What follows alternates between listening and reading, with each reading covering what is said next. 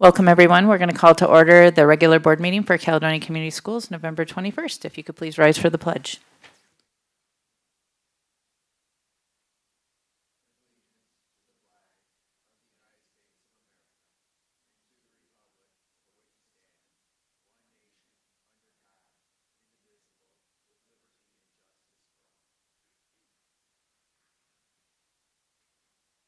Thank you. Could we please have roll call? Asper here. Clement. Here. Barbara Garcia. Here. Isich. Here. Morris. Here. Sadu. Here. White. Here. Thank you. Welcome to all of you. If you are here just to be here for the meeting, that's great. If you are here for public comment, you will see that come up after our board and superintendent reports. We do ask that you fill out one of these cards for follow-up information. If you are speaking, you do have 3 minutes. We ask that you address the entire board. Please do not address individuals. Do not address specific staff or students. If you have issues with any of those, we can direct you to the right person to handle all of that. At this time, we'll move on to 4, which is our consent agenda. We have November 9th, 2022 special meeting minutes, November 2022 personnel reports, October 2022 payables, and the annual summer tax resolution. I move that the Board of Education approve the consent agenda as presented. May I have a second? Second by Katie. Are there any questions, any corrections to any of those? Could I please have roll call? Asper, yes. Barbara Garcia? Yes. Clement? Yes. Sitch? Yes. Morris? Yes. Sadu? Yes. White? Yes. Motion carries. We will now move to 5, which is reports and information.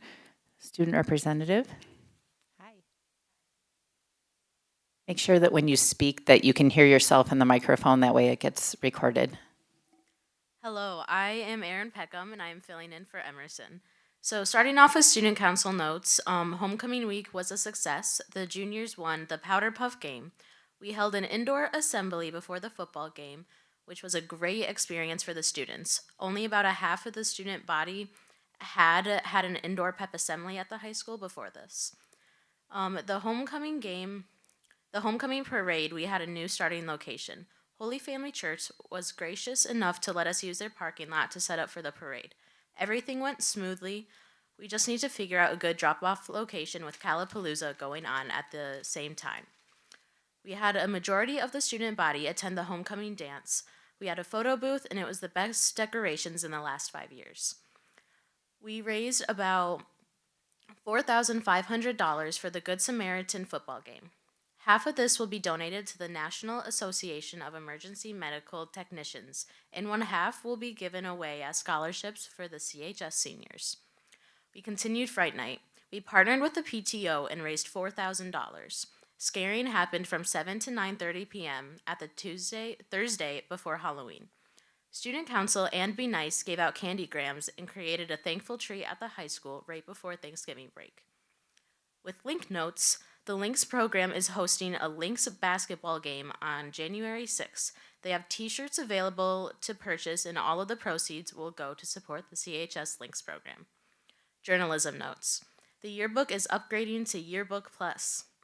Key Club notes. The Key Club is planning a children's book drive for Dégagé Ministries for their Christmas store this holiday season, and their big year-long project is to help them create a library to help and bring hope to the homeless and disadvantaged in our community. All children's books can be dropped off to Mrs. Naraki's room in the South Campus by Wednesday, December 7th, and after Christmas, they will be working on planning for the library. Thank you. Thank you very much. We appreciate. Am I on? Can you hear me? Okay, now you can hear me. Thank you for being here. You are absolutely welcome to stay for the whole meeting. We love to have you, but if you have stuff you have to do for school, we understand. All right, thank you. All right, we are going to now move to 5B, which is Finance District Enrollment Update with Dr. Martin and Ms. DeVries.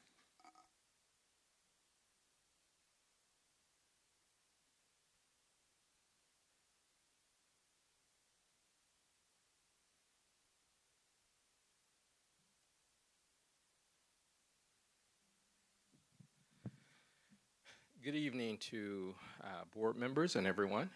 Tonight, we want to provide a financial enrollment update. We try to do this annually. Sometimes we do it individually, or other times we pair it with a finance report, just depending on the timing and what's going on. But tonight, Mr. Vries and I will kind of tag team, and we'll go over kind of the global to local impact of how we're going to look at the enrollment trend comparisons, and then I'll turn it over to Mr. Vries, because she'll kind of get into the fiscal impact of enrollment.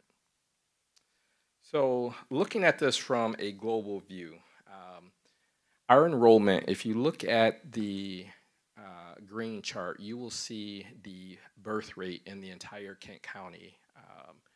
And this is kind of reflective of the birth rate throughout the state of Michigan. So you will see that that birth rate has been trending down for quite some time. When you look at the light blue chart, you will see that that has been the historic enrollment for our school district during that same time period, and the short yellow one is a projected enrollment. Generally, we have projected enrollment given to us by a group called Stanford.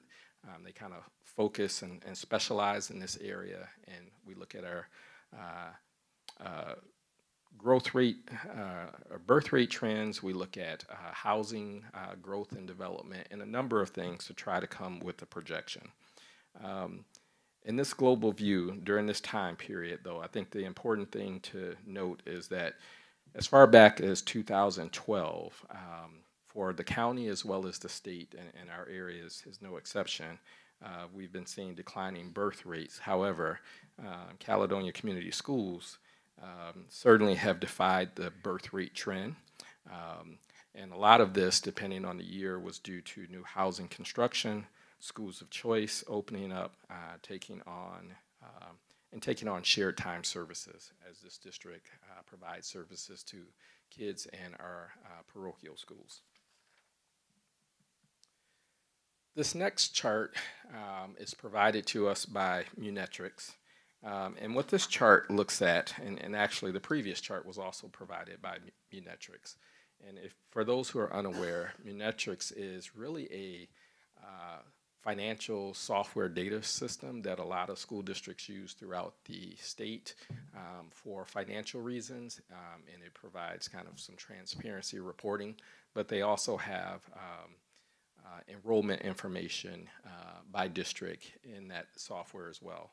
So when you look at this chart here, you'll notice the purple graph, which is really that of Caledonia Community Schools. And then you'll see the green and the blue, those are trending down. So again, from a global perspective, you can see that really across the state, we're seeing a downward trend, as well as across the region. In this case, the region is beyond just the Kent County school districts. This one goes as far south as Vestaburg and all the way up to Big Rapids, Michigan. So it's really about 86 districts on the west side of the state. But using this, they were just seeing the same trends going. But again, our school district over time has been exceeding the trend. Moving on to the next data slide, again, the source is through Munetrics. You will see the purple line is Caledonia at the top. The red line reflects Lowell. The very lowest line reflects TK, Thornapple Kellogg. And you see the gold line, or the yellow line, going up sharply. That one actually represents Byron Center. And as far as we know, Byron Center and Kentwood seem to be the only two districts that have been exceeding what you would expect for projected growth in our area. We just didn't add Kentwood since they're double the size. It would make the chart look really crazy because you see everything at the bottom and a line of 9,000 or 10,000 way at the top. But for the most part, overall enrollment has trended positive to stable until the pandemic occurred. So you'll see all of a sudden the purple line take a sharp dip for 2 years. We, like pretty much everybody else, took that dip. Byron Center and Kentwood, I think, exceeded the odds on that. But outside of that, everywhere else, this trend is pretty consistent. What it kind of shows us in an environment where all districts participate in schools of choice, it's becoming exceedingly difficult to have very solid projections on what you're going to see because families have freedom of choice for any reason to schools of choice to any district, or they can homeschool, or they can private school. But we believe that really these 2 years is more indicative of what happened during the pandemic, because there was very few districts throughout the state that actually maintained or saw an increase in enrollment. Most saw what we saw, somewhat of a decrease. And so with that, I'm going to turn it over to Mr. Vries, and she'll go over the next couple slides. So then when we look at this and how it affects our funding and financial situation, the mobility of our enrollment numbers does play an impact. So this slide looks at our resident students who are enrolled and choose to go elsewhere. So Caledonia is the purple line, which is there on the bottom alongside with Thornapple Kellogg and Lowell. We're very similar in there. You can see we have a slow increase of students choosing to go elsewhere.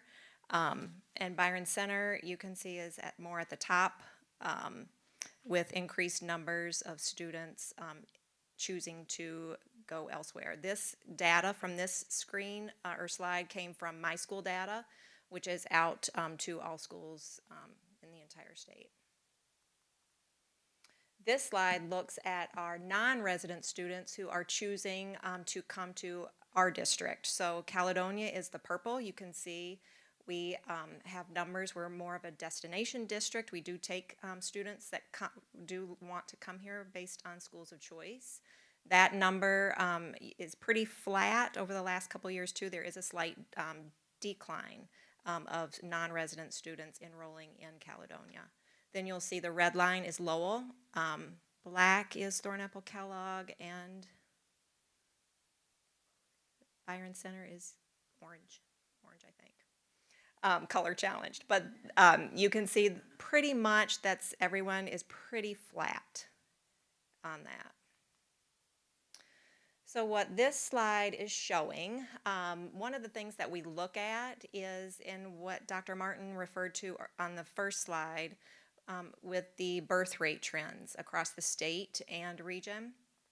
With that, you can see, okay, our classes over time, our outgoing seniors are typically larger class sizes that are leaving than our incoming kindergarten enrollments that come each year. So what this slide just reflects, the top colored graph on each year or bar is our incoming kindergarten, and the dark purple line on each year is our outgoing seniors. So the number that you see in gold right there is that difference that we're needing to make up from those outgoing seniors that are leaving versus incoming kindergartners coming in. So you'll see that number changes, but on a 5-year average, it's about 49 students that we're needing to make up just in our outgoing seniors to incoming kindergartners. This slide looks at our FTE, full-time equivalent students, and what the gain or loss was based on our fall count. So this goes back to 2014. You can see we had some healthy numbers of increases. Then we had a couple pretty flat years, and then COVID. You can see in COVID year 1, that was the first full year of COVID. We had a big drop. And then the second year of COVID, when we started the year, we had some more restrictions in place. We had another drop. So between the 2 years, we lost about 200 students. And then this year is our first year of regaining some of those students. This slide, so when we report out for our fall count, we're always talking and looking at head count, but not every head count equates to a full student. So when we work through the numbers, for instance, we participate with shared time. Each of those are partial students. So when we get that, there's this difference. So that purple number, those are all our head counts from our fall count that we collect. And then when we work through what the actual FTE is, that's that gold number.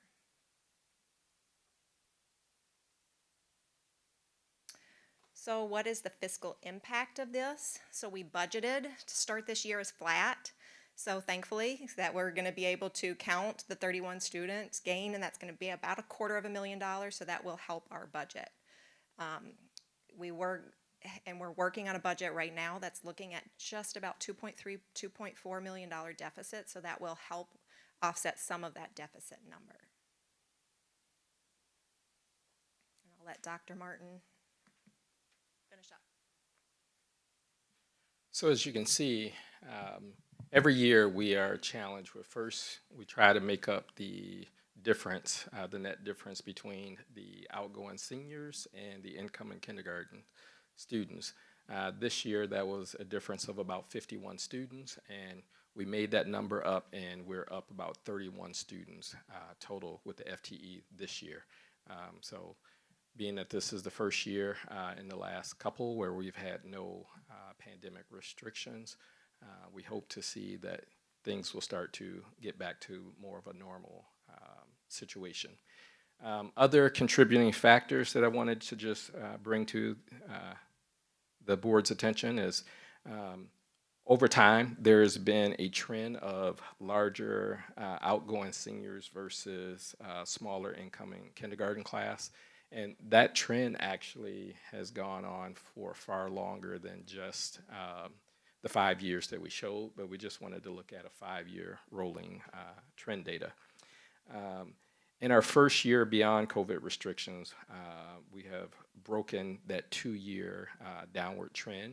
One of the things that I didn't mention is, ironically, while you were seeing Byron Center go up this year, I don't know their exact number, but they're reporting that they're down. So, but it just speaks to the nature of schools of choice and enrollment and what's going on in your community as far as growth. It's a tricky thing to predict.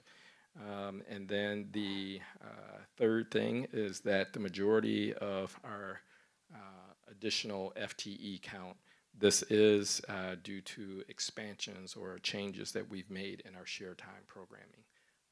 And so we look at that every year and see what we can do and what our partner schools need, but that does account for some of this increase in the FTE. And so with that, that is all for this presentation, but we will open it up for questions. Jason? Thank you for putting this together. Really, really appreciate it.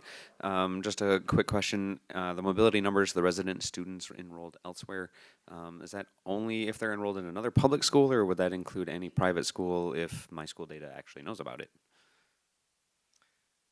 So I believe it includes the private school data if My School actually knows about it. And so most of those we can capture if it is incoming kinder. That's the one that's very hard to that may go under the radar with My School Data. But if it's a kid who is in our system and who went out to a private school, those records have to go somewhere, and that's how we capture that data. If they're brand new to us or just moved in our community, they don't have to register with us, or they could even be homeschooled, and we saw a lot of that during COVID as well. So that would be missing data sets from this. Kyle? Yeah, I guess follow up on that. That leads into one of my questions: is the kids that haven't made it into the system yet? Do we do anything to try to reach out to those families, the younger families? I guess I look at it, and we're in a neighborhood with a bunch of young kids that are coming up through the system. And what I found is we've even had some people that live right by us that kids went to another school to start. Once they get into the system, the schooling's great. The early childhood center is wonderful. Staff's great. So once they're there, they love it. They stay, right? Do we do anything to reach out to them, get surveys back on what they're looking for from the system, or I guess the initial outreach to get those kids to show up? Yeah, so we've been putting more of a concerted effort in the last year and a half in trying to market and like the good things in our district in social media as well as print media. We don't have official contact with people like a direct mailing because we really don't know all the time when new families move in or change over from house to house. But we have seen some success with just pushing more marketing information out there in various forms that have come back somewhat successful, but probably not as strong or scientific as we'd like to have. But there has been some increased efforts in that, and particularly trying to capture the kids early with early childhood programming, Young Five programming. That's obviously a competitive space when you look at a continual decline in the birth rate. In schools and private schools, everybody is competing for that shrinking piece of the pie, and so we've jumped in several ways. As far as space goes, do we have enough space to handle everybody at the? I know that was an issue for a little while. We do have enough. Generally, we in the last couple years, we've had a year or two where we've had a few kids, and when I say few, it has always been less than 4 or 5 kids who we just couldn't get in without having to add up, open up another class, and so sometimes those kids will be on the wait list. For the most part, we have had enough, but every once in a while you'll have a bubble group where there's 4 kids more than what we can accommodate. We are working at increasing the spacing there in the early childhood center. But so yes, but it hasn't been a big issue. Okay, thank you. Did that answer everything? Yeah, the one other thing, I went to today to Dudes and Donuts at the early childhood center. Uh-huh. We could keep feeding everybody donuts, and I think that'll keep them locked up too. Because that was a good day today. But shout out to Miss Robin, she's awesome. Do you stay afterwards for the sugar effects of the donut, or do you get out? Okay, gotcha. Anybody else? Tim? So capturing kids and keeping them in the district, it starts at kindergarten. That is definitely one point. But what are we doing to find out why students are leaving the district? I know we've heard before that it's been hard to, or the people aren't responding, or whatever reasons. But it just feels like we should know that information, or be more aggressive in collecting it. So we do have survey information that go out to any family that withdraw from our district, and we put that in place a couple years ago. And some families, they will follow up, especially when they get like a reminder email, and some families just don't. But we do have, and we've put survey information out in the past, and we'll continue to do that to just try to see, what is the reason. The other thing that we've looked at, a number of the kids that we have lost, we see that they didn't just go to another district like in the area, they went far out. And so those are generally reflective of the family has moved because of a job situation. So it's not that, oh, we lost them to Byron Center or TK. We lost them to like Brighton or Novi or something like that. And so we've seen quite a bit of that. We have a good pulse of those who transfer to a different public school because we have that information. And again, we do put out survey information for every individual family who wants to go. And some of them, when they get that email reminder or prompt, they'll do it, and others, they just don't. I guess I'm just interested in what we can do better. And if we're going to learn hard things about why students left, I think it's not a bad thing. We should embrace that and find out what the real reason they left the district, as well as maintaining a good program to keep our district attractive to the community. Overall, I think when you look at the trend data, we've been pretty strong. COVID, as more time passed, I think we can do more of an autopsy to see what was going on. But when you saw that huge dip you were looking at a year where we had a large group of seniors and a small group of kindergarten, and we had, even with our own, we allowed people to decide to homeschool, or not let them homeschool, but do work online or come face to face. That was pretty challenging for some. We did hear from some, particularly at the younger level, they were just not, it was early on, they were very scared to send their kids in the school environment. So that was certainly an issue. I think the second year, we heard more concerns about the mask mandate, which was the second year of it. So I think the reasons vary, but take those 2 years out of the norm, we are still a pretty attractive destination district. We gain far more than we have going out. And so we hope to see that positive trend will go back to what we're used to seeing. Anybody else? Okay. Thank you very much. All right, we are going to move now to 6 discussion items. We have a Neola first reading with Dr. Martin.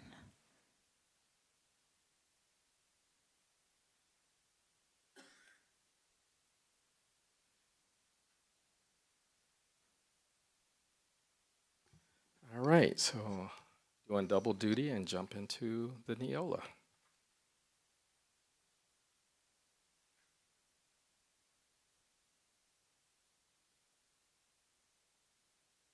So we had a few policies that the policy committee meeting, which was held on October 31st, wasn't particularly long in this particular time, but there was some healthy discussion with the policy committee and with board members regarding how do we code kids for absence. There was concerns that were brought up in terms of parents either calling in or making a verbal request that they felt were not being honored.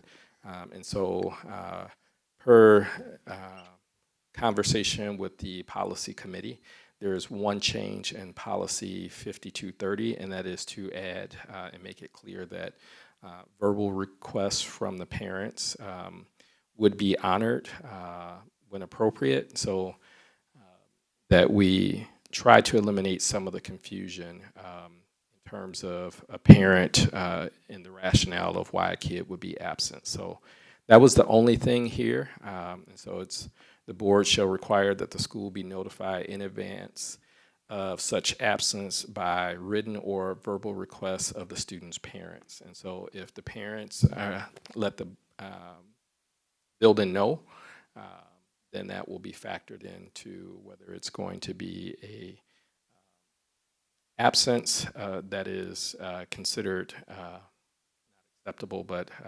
excused or unexcused. Thank you. Yes, sir. Sorry, I just wanted to clarify because 5230 is just the late arrival and early dismissal. So I just wanted to make sure, are we talking about absences or the late arrival and early dismissal? Both, actually. Okay. So, yeah. So it came up with a few late arrivals where we had, I'm thinking of a few parents where, let's say there was something going on in the house, they called to say their kid would be late. And there were some consequences when you are late too many times. So that was a problem, as well as there have been some cases where attendance went to a doctor's appointment, maybe forgot to grab a doctor's slip or didn't want to provide a doctor's slip, and so parent didn't have something in writing, but it became a point of contention. So the intent was to change that in both cases. So thank you for that. Additional questions on that? Yeah. No, that's No, a good catch. Thank you. The next policy is policy 0144.1, and this is dealing with board members, board committees, and compensation. So after discussion, currently the board is eligible to receive $30 per meeting. The board members felt like that zero would be most appropriate, so we made that change to board members will continue to volunteer their time. I know most of you do that anyway to a large degree, but this was just making sure that the policy would reflect what the board's desire was. There's just we took out his, her, and just clarified the language as the board member in the first paragraph. And then whenever board members decide to participate in any type of board training or professional development or something that will require travel, we wanted to update the per night amount for the hotel stay from $150 to $175, and for meals from $40 a day to $50 a day. This was something that hasn't been touched or looked at in quite a while, and just looking at, depending on where you go, the amount of the hotel stay or the meals are probably just not reflective of what it would be for an entire day if a board member chose to use that. Were there any other questions or? Dr. Martin, just Yes. one thing, I would suggest that we put some flexibility in for the board to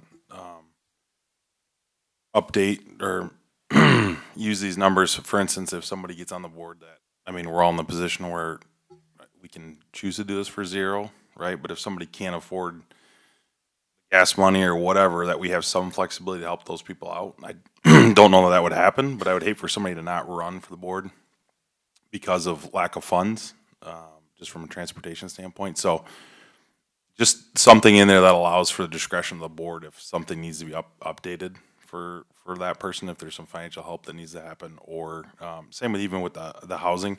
If you're going to a conference, $175 should work, but if the conference is in DC or something like Yeah. that, that's not going to cut it. So we got to have some openness. Yeah, and there is a process. I think it's been a long time since we had board members really utilize this, but if board members make their desire known to myself or to the board president and travel becomes an issue, we have reimbursed board members in the past, and we can make provisions for that, but generally it will come to the board for the board to say, yes, we want this board member to attend this conference or represent us. So there is some provisions for that, but we'll look at that too, and if we need to make some changes, we can bring it back to the policy committee. Yeah, because I think previously you took advantage of one, I think, and so I think there's a provision for it, but we'll go back and look at it again just to make sure that we are have the flexibility we need. Yep. If there's any adjustments needed with that, will you please send that out to all board members? Thank you.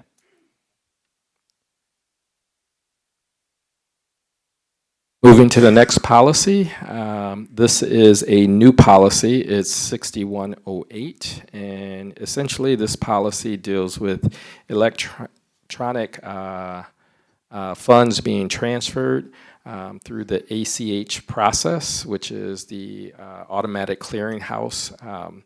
Essentially, this is just kind of bringing our policies up to date with like the current times. All of our employees are paid electronically for the most part. It is a bank deposit. It's no longer paper checks. So this policy is really just kind of, the whole policy is new, but it's really just making sure that we have a policy that reflects electronic transfers of funds, because that is the norm of how we operate. I don't know if Mr. Vries had anything to add to that, but it's pretty straightforward, just kind of reflecting what we currently do. Any questions? Right. All right, next is the policy 6700, Fair Labor Standards, FLSA. This one essentially,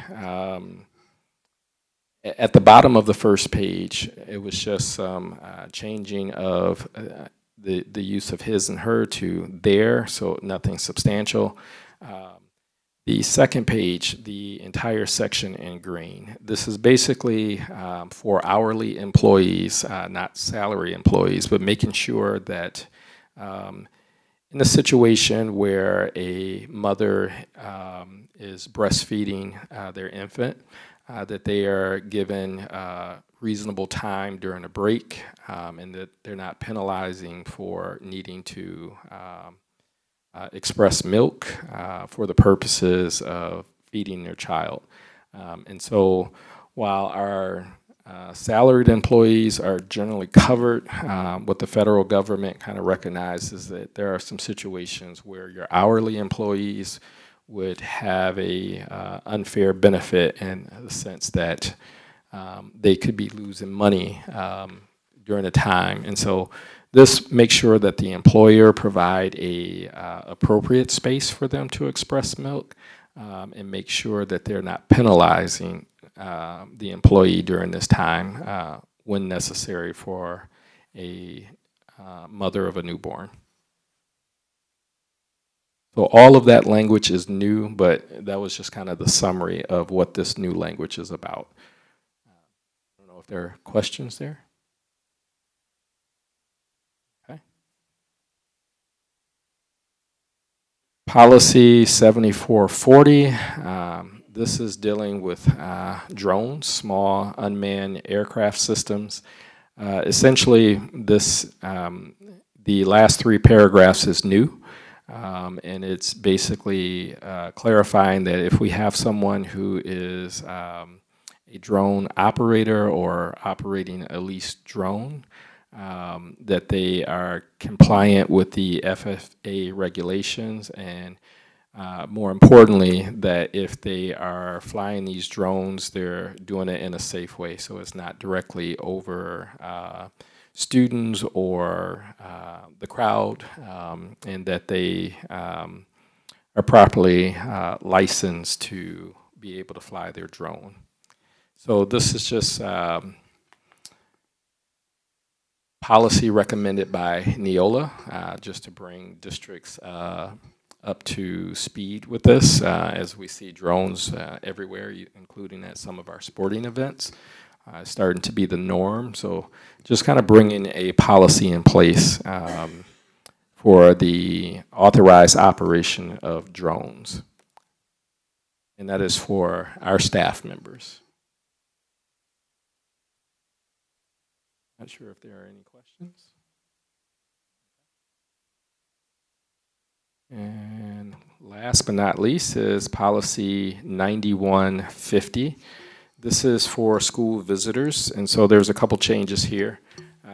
The third paragraph in green is all new language. Individuals who are registered sex offenders and who wish to participate in school activities may be allowed on campus, but in order to do so, they have to get pre-approval from the superintendent's office or my designee. These conditions may exist, but are limited to receiving prior approval before entering campus. So if, in other words, if we have someone who wants to come and visit for whatever reason, if they are on the sex offenders list, they are not allowed to be on our campus unless it is pre-approved. That replaces the language that was struck out in red. And then further down, the last paragraph of this particular policy, it kind of speaks to board members' visitation. Board members are there to observe situations or conditions, and if there's a concern, they bring that to the superintendent. And so they just, instead of saying he or she, they just clarified it to say board members specifically.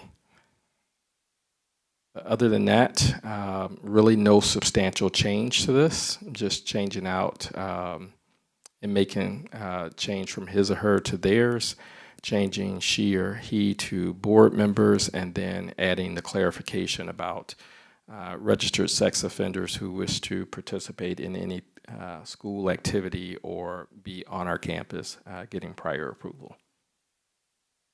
Dr. Martin, is that the only difference in that with the sex offenders is that they have to talk to you instead of the principal? Is that what? So yes, they would get permission from my office. I would work with the principal if that became the case. It would either go through myself or Daryl, and we would direct the principal. But in those situations, the approval will probably go directly to me. Does that answer your question? Yeah, I guess I was wondering just the difference from where it is today. Today it goes to the principal for approval. Is that what I'm seeing red? That was struck Yes. out? Okay, so it just gets elevated essentially is all Just we're gets doing. elevated to a higher level. Yeah. Other questions?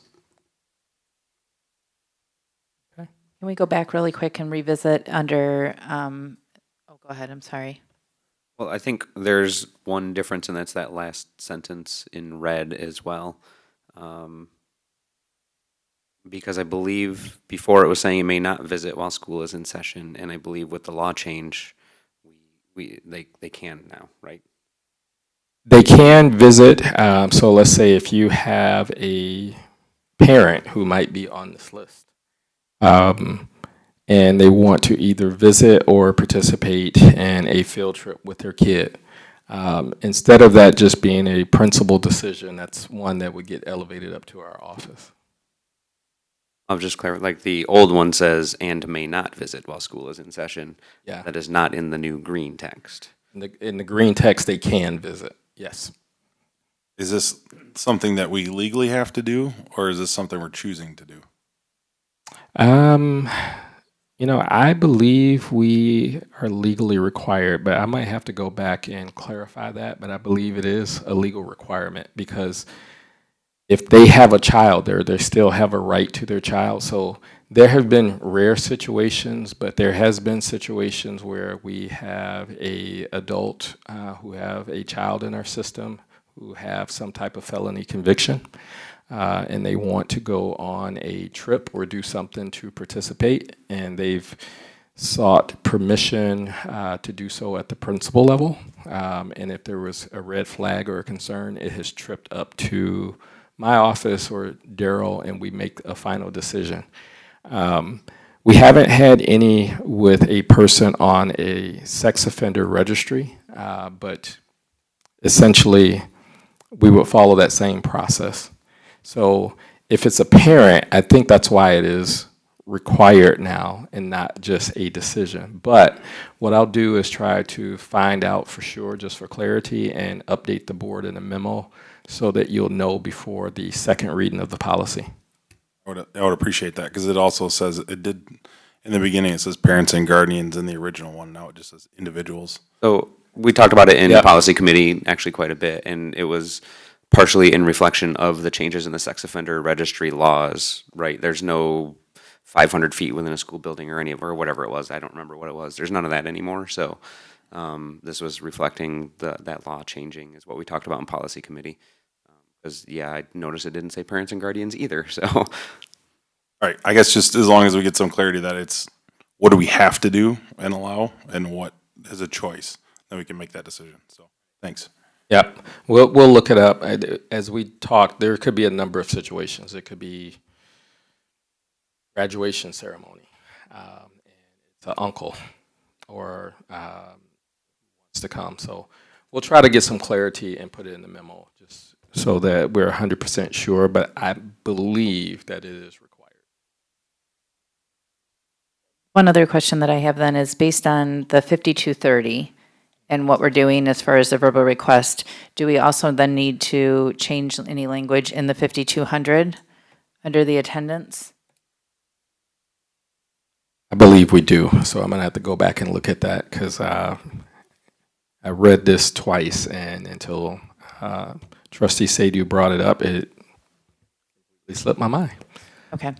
So if there's additional language in that one, if you could send that out as well with the highlights in that. Yeah, and I think the change, again, based on the conversation, was to keep it consistent, where Practice. we will honor a verbal request and trust the parents and 'cause there are just a handful of situations where it has created some concerns for parents who stated their case but didn't have the written documentation or didn't want to provide the written documentation. So So we'll make that update and figure out what other policy that goes in the 5300s. Okay, and then my only other question based on that is, at this point then, will there be, I know this sounds bad and I don't mean to make it sound bad, will there be consistency amongst the buildings? How will that be communicated so that we're finding, because I know that there has been reported that there's a lot of difference from one building to another as far as how they're doing it, if they're logging it, if there's a code they're putting next to it, if it's, I just want to make sure that whatever is being communicated, I realize we're still going to have bumps in the road, I get that. But as long as it's being communicated, that it's hopefully a little more consistent. So we've already, the building secretaries who are largely in charge of attendance have already had a meeting on this subject earlier, even before the board made the change, because I expressed to them the board's intent and that we need to start acting on that change. We also sent out written communication to them. So we should start seeing over time that this should start being a lot more consistent. Okay. But that information has already been sent out, and we'll follow up once the board officially approves the policy. But just knowing the direction that the board wanted to head, we've already kind of started to put this in place anyway. Okay, thank you. Any additional questions on policy? All right, thank you. All right, we are now going to move on to 6B, which is the 2023 school board meeting dates. Yes, so annually, our Board of Education adopts a new schedule for regular board meetings as well as committee meetings for the upcoming school year. So we've provided an attached list of the regular scheduled meetings. Committee meetings will be determined at a later meeting, typically in January. We look at committee assignments, and then we try to keep the dates the same, but depending on who's on the committee, that could change. So we look at that a little bit later. But what you do have is the attachment of the regularly scheduled board meetings. And I do want to make note that in July last year, because of the just recognition of summer and summer vacation schedules for board members, staff members, we moved the July meeting to the last Monday in the month of July. And the August meeting was shortly after, because when we hit August, we start to see a lot of HR activity, but actually having a little bit more time to get all that paperwork together and try to have a little bit of downtime in the summer was seen as a little bit more desirable. So the other one is December, just with the holiday schedule. That one also doesn't fall with the typical schedule. So we tried to make this calendar very reflective of how the calendar was this year. So just wanted to bring that up in case there was a question on why those changes. We just have a few corrections in the title there that we need to, the address is incorrect. Good catch. Thank you, sir.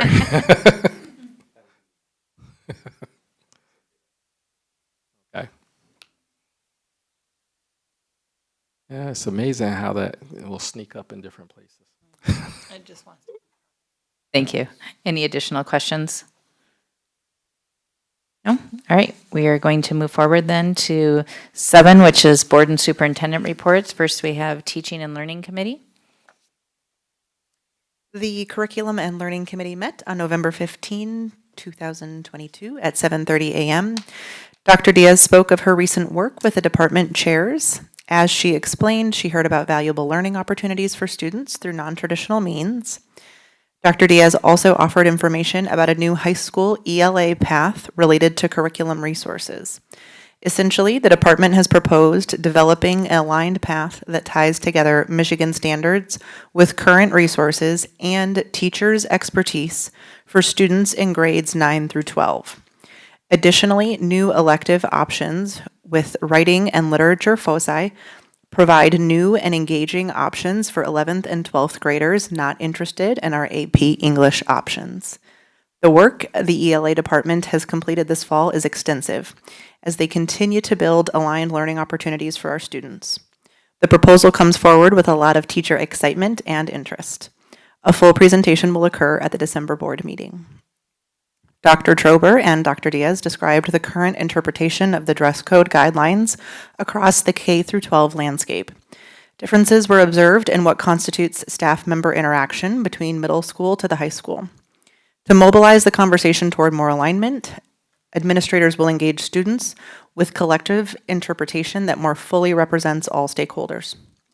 Lastly, Dr. Martin rounded out the meeting with information about a possible bond that will take place in the spring, and the meeting adjourned at 8:26 a.m. The next Curriculum and Learning Committee meeting will be held on December 6, 2022 at 7:30 a.m. Thank you. Are there any questions for that committee? No. It was a great presentation, by the way. It really was. I'm excited about seeing it in December, so it was really exciting to hear, so thank you. 7B, Finance and Operations, they got a little break this month due to all the extra bond meetings we had, so they were off. They will meet again in December. Then Policy Committee. The Policy Committee met on October 31st. The meeting began at 7:30 and adjourned at 9 a.m. The superintendent reviewed the fall 2022 update, which included new and revised policies as recommended by our board policy consulting firm. In addition, the policy regarding arriving late and leaving early from school was updated to comply with the current district practices. The full board will do a first reading of the policies being updated in the November regular board meeting and the second reading and final approval at the December 2022 regular board meeting. Finally, discussion but no pending action took place for policies regarding dress code, facial coverings, and donations. The meeting ended at 9 a.m., and the next meeting will take place at a date to be determined in the spring of 2023. Are there any questions? No? All right, thank you. We'll now move on to 7D, which is board reports. Are there any specific additional board reports? No? At this time, I will ask that all cards be turned in for public comment, and we will move forward to 7E, which is superintendent report. Okay, just a lot of good things to share. Congratulations to Bella Trieb. If you didn't know, she took 8th place in the 50-meter freestyle at the state competition this weekend. So outstanding job by our all of our state level qualifiers, and particularly outstanding job for Bella. Also, we'd like to congratulate the 6th grade Cobble Cats for receiving the Excellence Award, as well as the Teamwork Championship Award and the Robotic Skills Championship Award at the VEX IQ State League competition that was held in Jenison last week. So congratulations to those outstanding 6th graders who represented our district so well. And next, congratulations to the Caledonia High School football team.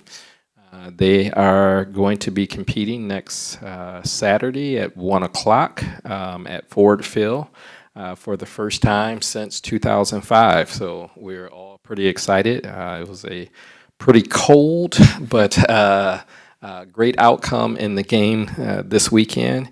And last but certainly not least, congratulations to Coach Pennington, who has been identified as a Michigan High School Football Coach of the Year finalist. And so voting is open for a while. So if you're looking for the link, you can visit one of our social media sites and vote as many times as you like. Certainly, he's done quite an amazing job over the last 2 years. So we wish the team well and wish him well as a Coach of the Year finalist candidate. So just a lot of good things going on as we head into the Thanksgiving break in Caledonia.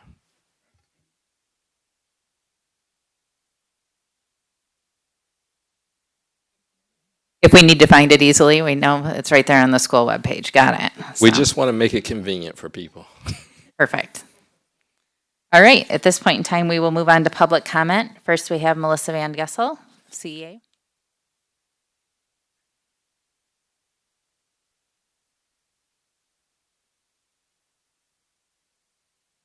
Hello, it's so, oh, I don't know if I can hear my, can you guys hear me? Okay, oh, there we go, okay. I'm excited to be back. So a couple updates from the Caledonia Education Association.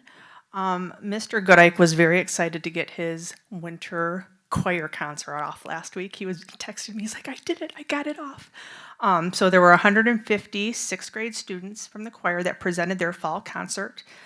It was in collaboration with the Duncan Lake Middle School 8th grade treble choir. He was also excited under his guidance that 25 students from Craft and Duncan auditioned to be part of the MSVMA 6789 State Honors Choir, and 15 were accepted. So I was very excited to see that. Teacher Jessie Belote oversees the Duncan Lake Middle School Student Council, and they had their first school social night of the year. Students had fun participating in sports tournaments, donut eating contests, a cupcake walk, face paint, and glow-in-the-dark dodgeball. Second grade teachers at Emmons Lake, Mrs. Kelly Mullery, Mrs. Lori Hilton, Miss Katie Messing, and Ms. Berkey have taken capturing kids' hearts to a whole new level at Emmons. The second graders are making a gratitude journal. Every day as part of morning work, our students fill out a page in the journal telling what they're grateful for, and then they illustrate it. And these will be made into a book at the end of November. Also, in conjunction with those things, they're starting writing affirmations to each other. So each student randomly selects one student from another class, writes them an affirmation, and puts it in that person's mailbox. So every day our kids get to go home being affirmed by a peer. Some of the favorites that have been written are, "You're a kind friend." "In the morning you opened the door for me and your smile was as bright as the sun." "You are good at running and you're almost as fast as me." "You are a good friend and I'm glad you are in my class this year." "You are good at math." "You have been a good friend ever since we met." Jen Harmons and Alyssa Chase at Caledonia Elementary organized a sock and underwear drive for 2 students who moved here from Fort Myers, and they wanted to be able to help a school and some families that had been affected by Hurricane Ian. They mailed 4 large boxes to their former school to be distributed to families in need. They were very excited about how well the Caledonia Elementary families came together to help those in Fort Myers. And Ms. Runick at Kettle Lake has started 4th grade safety patrol. These students are helping with the morning and evening parent drop-off, monitoring hallways, and assisting younger students with things like unpacking backpacks, getting snow gear on, etc. And as a kindergarten teacher, any 4th grade help is very appreciated during this winter season. Thank you.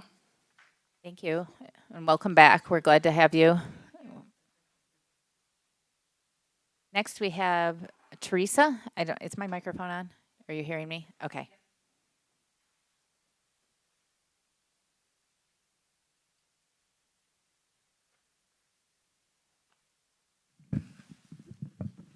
Melissa Short. Okay, I can hear myself. Thank you. Dear school board members, thank you for your time tonight. My name is Teresa Robertson. I live here. My kids go to school here. We're a family that was displaced by the Red Hill water crisis. Some of you may remember me back in September when I spoke at a meeting sharing my family's initial impressions of Caledonia and the Caledonia school system, and my intention was to share my family's perspective on what it's like to be an outsider moving into the community, and honestly, whether or not we thought that this was truly going to be a positive experience for our children.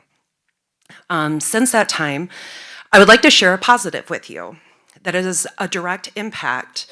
Since then, I would like to share a positive with you all that is a direct impact to the opportunity given to speak during meetings like this. At the meeting that I spoke at, and after hearing of our family's experiences with over 10 different school systems and the positive impact of curriculum such as social emotional learning, I had a bright professional high school student approach me. This student and I were able to discuss what my children had learned during SEL, our perspective as parents, having children experienced with the program, and what possibilities may hold for future students here in Caledonia. This was all initiated by the high school student. While I did not necessarily have all of the answers to the students' questions in terms of curriculum, I knew I could easily put them in touch with the last teacher who educated my kids, despite the 5,000-mile difference. I am so delighted to hear that they have connected and may possibly be working together to expand more needed courses throughout the community here. And I thought that was pretty cool. The student-led initiative impressed me in a lot of ways, but I can't help but think that it never would have happened if it weren't for nights like tonight, where we are able to meet publicly, speak without fear or intimidation, and have the opportunity to address the topics that are so important to us as a community. So with that, I thank you for honoring this time for the community and wanted to bring to your attention a small piece of a school board meeting's past that could grow into something very bright and positively impactful for our community. Thank you. Thank you very much. At this point in time, we are going to move on to 9. 9A is our action item, Neola first reading. A quick question before I read through all of these numbers. Should I add 5,200 to this list? Ms. No, Secretary? because I don't know exactly what number that is. So I don't want to put the wrong one out there, and I need to double check. Michelle's going to help us.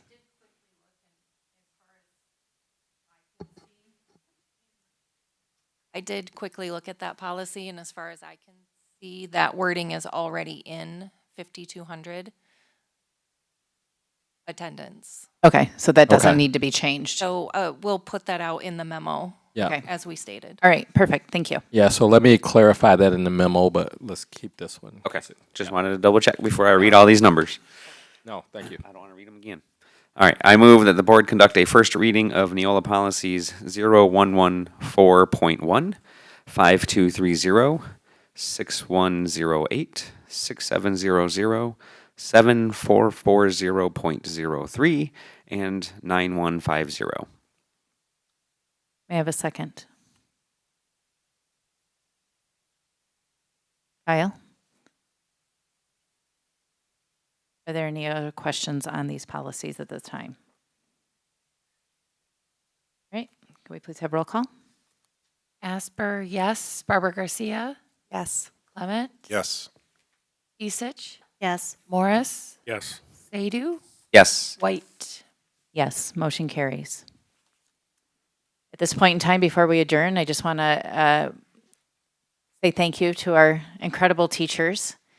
I know that this is a home stretch until we get to Christmas break, our winter break, and I don't want to underestimate what you guys go through in these last few weeks of getting the kids there. So thank you for all that you're doing, and thank you for coming to update us each month. I just need a motion to adjourn. Motion? Second? I'll second. All in favor, say aye. Aye. Aye. Any opposed? All right, thank you. Have a good night.